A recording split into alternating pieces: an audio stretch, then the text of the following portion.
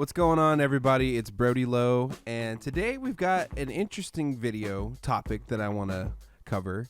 Recently, there was news of Blue Scuti, who's on the right side of the screen.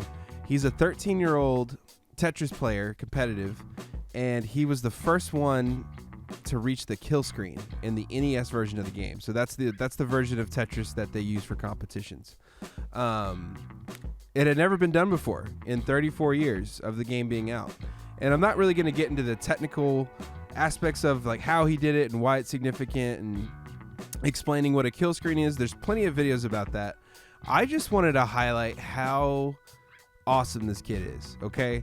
He is 13 years old and he's playing retro games for one, so he's automatically cool, but he's playing NES and at the highest possible level. I mean, Tetris is as legendary as you can get when it comes to just that old school arcade extreme levels of gaming. You know, I think about like Galaga, Pac-Man, Tetris. Those are kind of and maybe like Donkey Kong and Dig Dug and those kind of games. So he's as old school of a gamer as you could possibly get.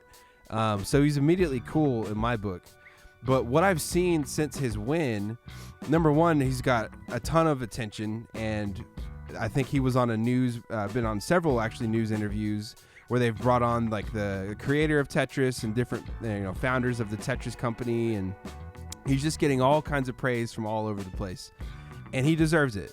But the way that he has conducted himself and how much good sportsmanship he seems to have and how supportive he is of other Tetris players, and he's just a cool cat, man. I mean, this kid is 13 years old and he's accomplishing things that people thought were humanly impossible or inhumanly possible. Whatever one of those is correct, probably neither. I just love it, man. I think it's easy to feel like maybe the young kids of today, since they're so caught up in like TikTok and technology and it's just kind of a hyper selfish world, like me. And this kid did something that no one has ever done before. And instead of being braggadocious and kind of like taking it as an opportunity to like build a career, he's like, oh no, I just want to keep playing competitively. And, all the money I'm going to win from competitions, I want to use for college. Maybe I'll start playing Donkey Kong and Super Mario Brothers competitively. Like, this kid loves it. Like, he genuinely loves it, and that's why he's doing it. And it's just awesome. It's awesome to see a young person so strong in their character. I'm 31 years old, right? And I've gone, my life recently hasn't been the greatest. Okay, I've gone through some struggles, some of them self-inflicted, others out of my control, but when I saw the news of this kid and what he did and his reaction, it's just inspiring to me.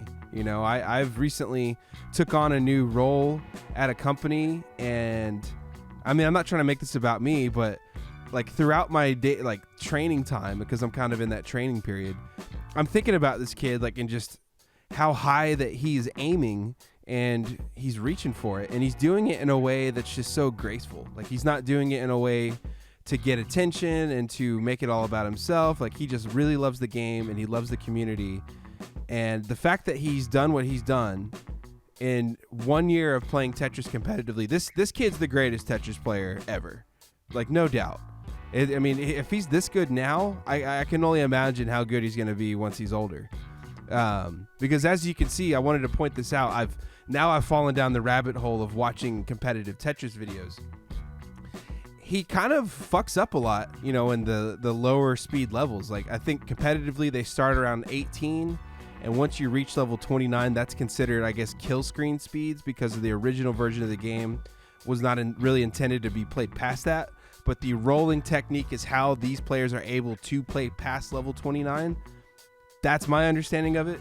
But he doesn't, like, look on the left. This guy's got a higher score. He's got less lines. His stack has been cleaner most of the game, and Scuti makes more mistakes. But there's something that happens with this kid's playing if you watch closely, and I encourage everyone to go watch this video of the Kansas City regional championships. It's like he is a better player when it's faster and he's trying to dig himself out of a hole. I just think it's incredible. It's inspiring. Blue Scuti, you're a fucking badass, dude. I'm going to follow your career and see where it takes you. I think there's so many awesome things in store for you in life, man, especially because of the head you have on your shoulders. And I just want to encourage you, man, keep doing it. Like, it's being noticed, and you are going to be blessed in your life. I just know that. And I also want to shout out, this kid's gone through a lot recently, okay? And more than I have. I mean, or more than most people, really. I mean, he's lost his father last month, and not long after that, he broke all those records and hit the kill screen, and then he won this regional championship just last week. So this guy is showing a lot of resilience. He's showing a lot of maturity. He's showing a lot of strength. He's competitive in a classy way. He is selfless. I just think this kid's awesome, and I wanted to shout him out. And if you hadn't heard this kid's story, I encourage you to go watch some more videos, kind of detailing like the technical aspects of what the kill screen is and everything. So shout out to Blue Scuti, my new favorite gamer.